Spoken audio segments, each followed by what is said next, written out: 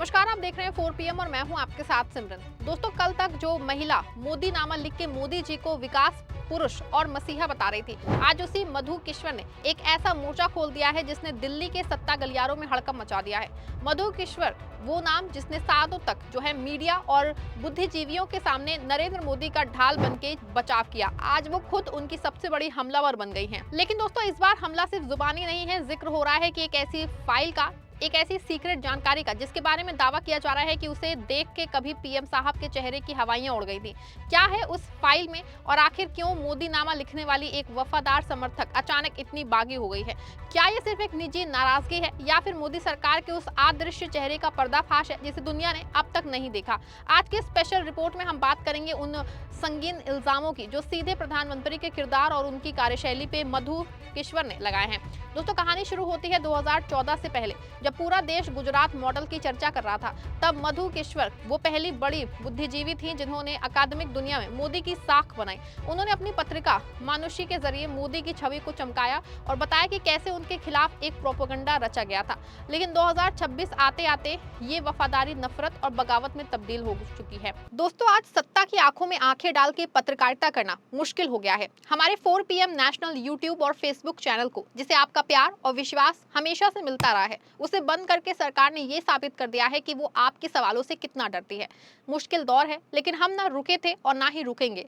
हम सच के लिए हमेशा लड़ते रहेंगे। ऐसे में 4 PM यूपी को ज्यादा से ज्यादा ज्वाइन करें और स्वतंत्र पत्रकारिता को जिंदा रखने के लिए जितना हो सके उतना हमारा आर्थिक सहयोग करें। आपके सहयोग से ये जंग हम जीत के रहेंगे। मधु किश्वर अब मोदी के लिए प्रेडेटर जैसे कड़े शब्दों का इस्तेमाल कर रही हैं। सवाल उठता है कि क्यों? क्या सत्ता से मोह भंग हो गया है, या फिर जैसा कि वो खुद दावा कर रही हैं कि उन्होंने 2014 के बाद से ही एक दूरी बना ली थी, उन्होंने क्यों कुछ ऐसी चीजों का जो है एहसास हुआ जो उनके जमीर को मंजूर नहीं थी। ईश्वर का आरोप है कि मोदी सरकार में मंत्रियों के पद और टिकटों का बंटवारा मेरिट पे नहीं बल्कि कुछ खास समझौतों के आधार पे होता है। यह आरोप इतना संगीन है कि इससे पूरी भाजपा की नैतिकता पे सवाल वो उठ रहा है। आपको बता दें कि पिछले दिनों मधु पुण्या ईश्वर ने पीएम मोदी व महिलाओं को लेकर बड़ी ही गंभीर आरोप करते हुए अपने एक ट्वीट में लगाए थे। एक ट्वीट तेजी से वायरल हुआ और इसको लेकर सोशल मीडिया पे काफी बहस भी हुई थी। कई लोगों ने मधु किश्वर के बयान को सुब्रमण्यम स्वामी के पुराने बयानों से जोड़ के देखा। लेकिन ये भी सच है कि मोदी नामा लिखने वाली मधु किश्वर ने आरोप तो लगाए, पर वो अब तक पुख्ता सबूत पेश नहीं कर पाई हैं। हाँ, इतना जरूर है कि इसके बाद बीजेपी, IT सेल और भाजपा नेताओं ने मधु किश्वर पे जबरदस्त हमला बोल दिया था। लेकिन अब उन्हीं मधु किश्वर ने फिर से एक और बड़ा और गंभीर आरोप लगाया है। इस बार मामला एक अफसर और एक फाइल से जुड़ा है। पिछली बार की तरह इस बार भी मधु किश्वर ने एक लंबा चौड़ा पोस्ट लिख के सबको चौंका दिया है।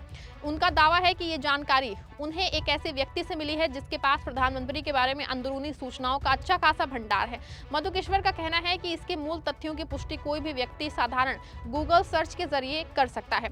उनके मुताबिक जिस दिन नरेंद्र मोदी ने प्रधानमंत्री पद की जिम्मेदारी संभाली, उसी दिन मनमोहन सिंह के कार्यकाल 2011 में से कैबिनेट सचिव रहे अजीत कुमार सेठ उनसे मिलने पहुंचे। उनके पास एक मोटी फाइल थी और उन्होंने कहा कि डॉक्टर साहब, मनमोहन सिंह से सुझाव दिया है कि आप इस फाइल को ध्यान से देखें। मधु किश्वर आगे लिखती हैं कि मोदी जी ने जैसे ही फाइल के पन्ने पलटने शुरू किए, उनका चेहरा फीका पड़ गया, क्योंकि उस फाइल में उनके खिलाफ जो है हुई कई आपत्तिजनक जानकारियां थी। घबराए हुए मोदी ने सेठ से पूछा, ये आपके पास कैसे पहुंची? सेठ ने शांत स्वर में जवाब दिया कि कैबिनेट सचिव होने के नाते पीएमओ की सभी महत्वपूर्ण फाइलें उनके पास आती हैं।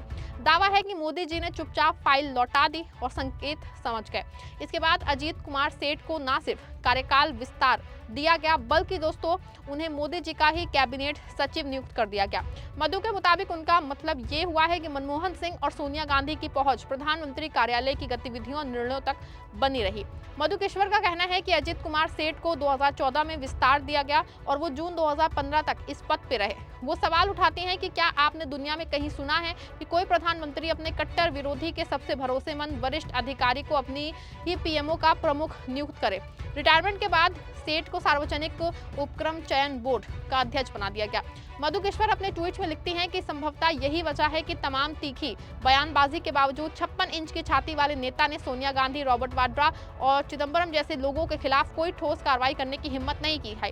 वो आरोप लगाती हैं कि सिर्फ सोनिया गांधी ही नहीं बल्कि देश विदेश में कई अन्य लोग भी हैं जिनके पास कथित तौर पे काले कारनामों की जानकारी है। सियासी हलकों में सवाल गूंज रहा है कि क्या ये वही फाइल है जिसका जिक्र सालों से दबी जुबान में होता आ रहा है? क्या इसी वजह से भाजपा के अंदर कुछ खास चेहरों को इतनी अहमियत दी जाती है जिनकी काबिलियत पे अक्सर सवाल उठते रहते हैं?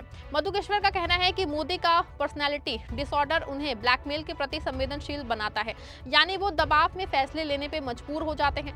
ये इल्जाम सीधे तौर पे भारत की सुरक्षा और शासन व्यवस्था से जुड़ा है। अगर देश का प्रधानमंत्री किसी गुप्त फाइल की वजह से दबाव में है तो ये इस राष्ट्र के लिए चिंता का विषय है। पीएमओ और बीजेपी को चाहिए कि इस पूरे मामले की जांच कराएं, क्योंकि अगर आरोप सही है तो देश की सुरक्षा खतरे में है। लेकिन अब तक मधुकेश्वर से ना तो कोई पूछताछ हुई है और ना ही कोई कानूनी कार्रवाई। हाँ, बीजेपी का आईटी सेल उनके पीछे जरूर पड़ा है।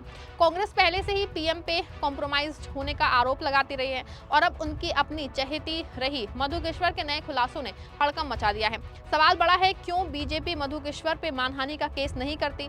क्यों मुख्यधारा का मीडिया इन सनसनीखेज आरोपों पर डिबेट नहीं करता? ये खामोशी खुद ब खुद बहुत कुछ बयां करती है। क्या मधुकेश्वर के पास वाकई वो ब्रह्मास्त्र है जिससे सत्ता के गलियारे डरते हैं, या फिर रणनीति है कि उन्हें नजरअंदाज कर दिया जाए ताकि मुद्दा और न भड़के? लेकिन सोशल मीडिया के दौर में सच को दबाना अब मुमकिन नहीं रहा। मधुकेश्वर के आरोपों में सबसे तीखा वार प्रधानमंत्री की कार्यशैली और चरित्र पे है। एक महिला एक्टिविस्ट होने के नाते उन्होंने राजनीति में महिलाओं के साथ होने वाले व्यवहार पे उंगली उठाई है। उन्होंने दावा किया है कि सत्ता के ऊंचे पदों तक पहुंचने के लिए महिलाओं को गरिमा के खिलाफ रास्तों से गुजरना पड़ता है। ये उस सरकार के लिए बड़ी शर्मिंदगी की बात है जो नारी शक्ति और बेटी बचाओ का जो है नारा बुलंद करती है। अगर उनकी अपनी ही पुरानी समर्थक कह रही है कि सत्ता के गलियारों में महिलाओं का शोषण होता है तो ये सरकार की नैतिक सत्ता पे सबसे बड़ा प्रहार है। ऐसे में सवाल है कि मधुकेश्वर जिस फाइल का जिक्र कर रहे हैं, क्या वाकई ऐसी कोई फाइल वजूद में है? अगर है तो वो जांच के जरिए बाहर आनी चाहिए। नैतिकता के आधार पर पीएम साहब को खुद आगे आके जांच के आदेश देने चाहिए ताकि उनके छवि पे लगे दाग साफ हो सके। आपको क्या लगता है कि मधुकेश्वर के आरोपों में दम है या ये सब सिर्फ एक व्यक्तिगत साजिश रंजिश का नतीजा है? अपनी राय कमेंट में जरूर दीजिए। वीडियो को लाइक और शेयर करिएगा।